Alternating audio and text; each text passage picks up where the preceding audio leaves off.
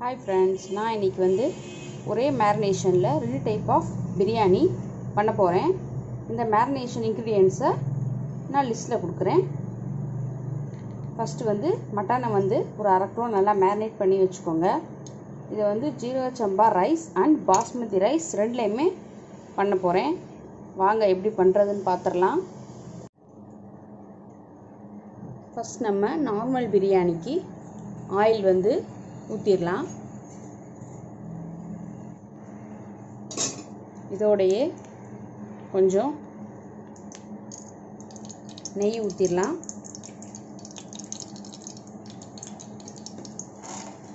First இப்போ நம்ம என்ன பண்ண போகிறோம்னா, நம்ம நார்மல் வெங்காயத்தை கொஞ்சம் வறுத்துக்கிறோம்.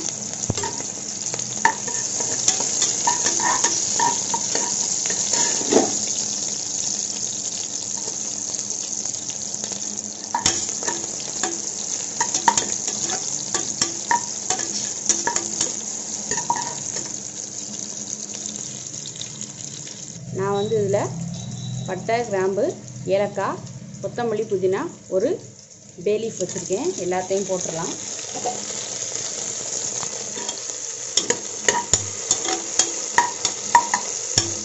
வெங்காயம் நல்லா வதங்கிடுச்சு. நம்மளோட தக்காளியை சேர்த்துடலாம்.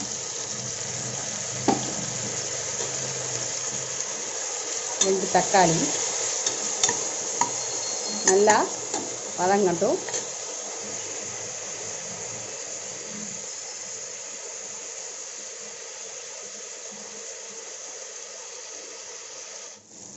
நம்மளோட வெங்காயமும் தக்காளியும் நல்லாவே வதங்கிருச்சு.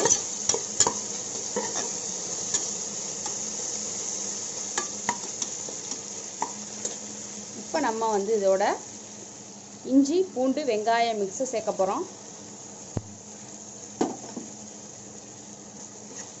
2 டேபிள் ஸ்பூன் வந்து இஞ்சி பூண்டு, ஒரு டேபிள் ஸ்பூன் வந்து வெங்காயம் நல்லா வதங்கட்டும்.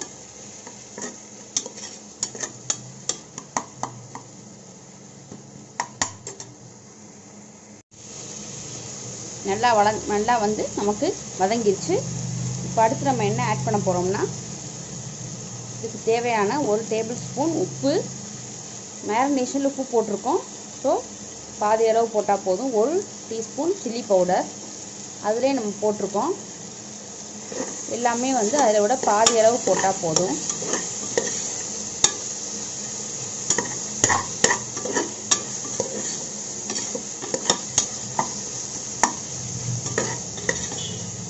நம்ம கிரேவிலேருந்து நல்லா எண்ணெய் பிரிஞ்சு வந்துருச்சு. ரொம்ப சிம்பிள் தான்.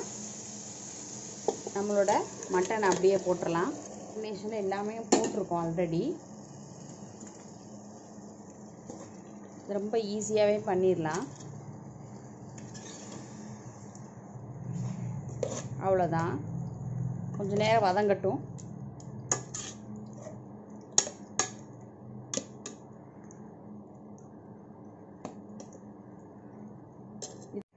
நம்மளை ஊற்றின அந்த மட்டன் மேரினேஷனில் நல்லா கொஞ்சம் சூடு ஏறிடுச்சு, கொஞ்சம் நல்லா வதங்கிருச்சு. இதில் வந்து நம்ம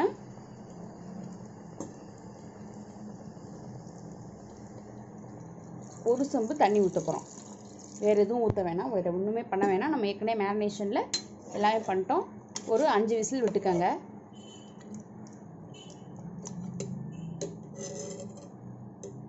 ரொம்ப தண்ணி ஊற்ற வேணாம், அளவாக தண்ணி ஊற்றினாலே போதும். மூடி போட்டாச்சு, 5 விசில் வரட்டும். இப்போ நம்மளோட மட்டன் வந்து ஒரு 6 விசிலுக்கு அப்புறம் எடுத்தாச்சு. நல்லா வெந்திருக்கு. இப்போ இதில் வந்து நம்ம பாதி கிரேவியை அப்படியே பிரிச்சிடணும், தண்ணியோடு சேர்த்து பிரித்து வச்சுக்கணும். இதில் தான் நம்ம வந்து தம் பிரியாணி பண்ண போகிறோம். இதிலேருந்து நம்ம பாதி கிரேவியை வந்து தம் பிரியாணிக்கு எடுத்துட்டோம். இதில் வந்து என்ன பண்ண போகிறோம்னா, இதில் இருக்க தண்ணி போக நான் வந்து மொத்தம் வந்து 1 டம்ளர், அதாவது 1.25 டம்ளர் அரிசி எடுத்திருக்கேன். அதுக்கு வந்து 2 டம்ளர் அரிசி, அதாவது டபுள் மடங்கு ஊற்றணும். நான் சுட வச்சு ஊற்றிக்கங்க. சுடு தண்ணி ஊற்றுனீங்கன்னா அரிசி வந்து நல்லா ஒட்டாமல் உதிரு உதிராக இருக்கும். ஊற்றிக்கங்க. உப்பு எல்லாம் சரியாக இருக்கான்னு பார்த்துக்கங்க. ஒரு கொதி வந்ததுக்கப்புறம் நம்ம அரிசியை வந்து இதில் சேர்க்க போகிறோம். 200 கிராம் அரிசி நான் 1 டம்ளர் வந்து எடுத்திருக்கேன். நல்லா வந்து கத கத கதன்னு கொதிக்கணும்.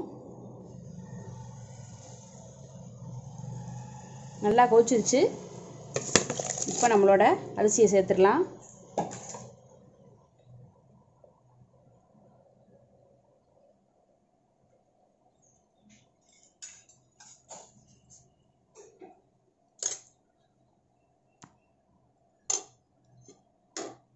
நல்லா வந்து கிளறி விட்டுக்கோங்க, இல்லைன்னா அடியில் போய் செட்டில் ஆயிரும். இப்போ தான் நம்ம என்ன பண்ணணும்னா, இதை நம்ம மூடி போட்டுருங்க. மூடி போட்டு விசில் வச்சுருங்க. ஒரு 7 நிமிஷத்துக்கு சிம்மில் இருக்கட்டும். எப்படி இருக்குன்னு பார்ப்போம் திறந்து. ஸோ இந்த ரெசிபி உங்களுக்கு பிடிச்சிருந்தா உங்களோட கமெண்ட்டுகளை பதிவு பண்ணுங்கள், லைக் பண்ணுங்கள், அப்புறம் உங்களோட ஃப்ரெண்ட்ஸ் அண்ட் ஃபேமிலிஸ்க்கு ஷேர் பண்ணுங்கள். இப்போ நம்ம தம் பிரியாணி பண்ண போகிறோம், இன்னொரு டைப்பு. அதுக்கு ஃபஸ்ட் நம்ம வெங்காயத்தை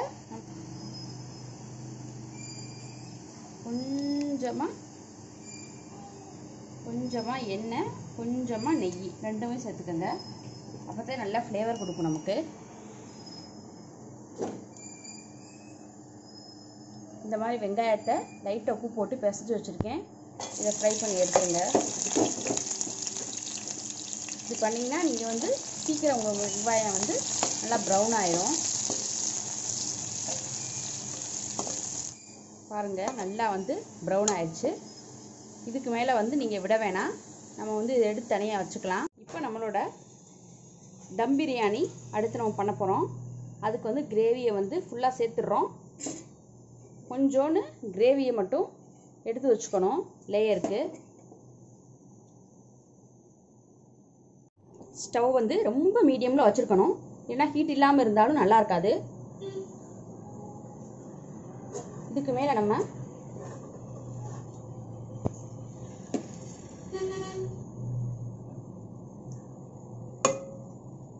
பாதி ரைஸ் சேர்த்துடலாம்.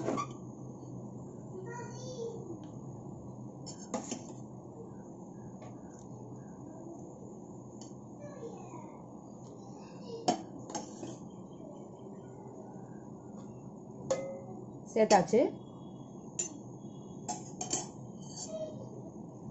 இதுக்கு மேலே நம்ம ஒரு 3 லெமன் பீஸ் வைக்கிறோம்.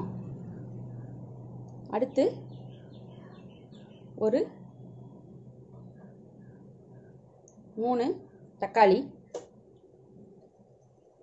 பீசஸ். அடுத்து வந்து கொத்தமல்லி, புதினா. அடுத்து நம்மளோட ரோஸ்டட் ஆனியன்ஸ். அடுத்து வந்து கொஞ்சமாக கீ, கிரேவி.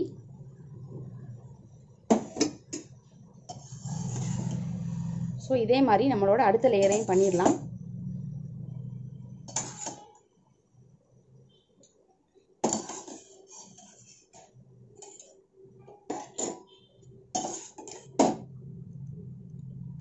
கீழ் லேயரில் வந்து கொஞ்சம் அரிசி அதிகமாக வைங்க, மேல் லேயரில் கொஞ்சம் கம்மியாகவே வைங்க.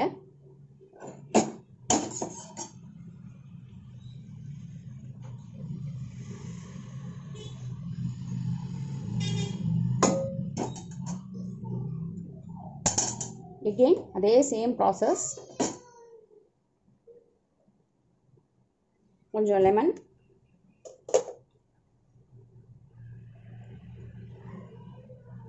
தக்காளி,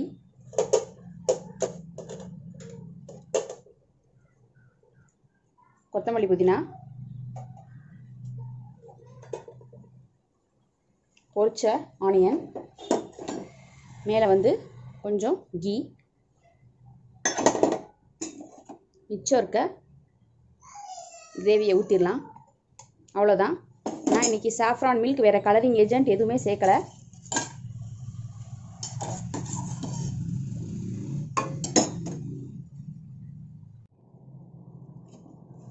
அடுத்து வந்து மைதா மாவை நான் மூடியில் சீல் பண்ணிட்டேன்.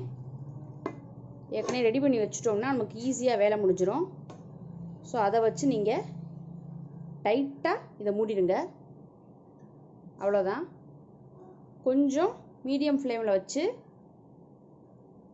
ரொம்ப லோவும் இல்லை, மீடியம், அதாவது பாதி இதில் வச்சு நீங்கள் ஒரு 15 நிமிஷம் நீங்கள் குக் பண்ணுங்கள். பண்ணதுக்கப்புறம் நம்ம திறந்து பார்க்கலாம். இப்போ நம்மளோட ஹைதராபாத் பிரியாணியும் தம் பிரியாணியும் ரெடி ஆயிடுச்சு. அதை ஓப்பன் பண்ணிடலாம். பாருங்கள், சூப்பராக வந்திருக்கு.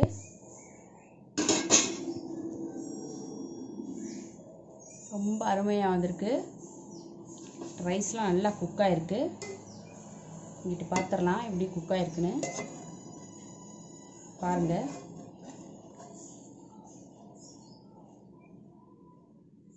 ரொம்ப அருமையாக இருக்குது. எல்லாம் வந்து இதாகி. ஸோ இந்த 2 ரெசிபியில் உங்களுக்கு எந்த ரெசிபி பிடிச்சிருக்குன்னு சொல்லுங்கள். எது பிடிச்சிருந்தாலும் என்னோடய சேனலை வந்து லைக் பண்ணி, ஷேர் பண்ணி, சப்ஸ்கிரைப் பண்ணுங்கள். இது இப்படி தான் நம்ம சர்வ் பண்ணணும். தேங்க்யூ.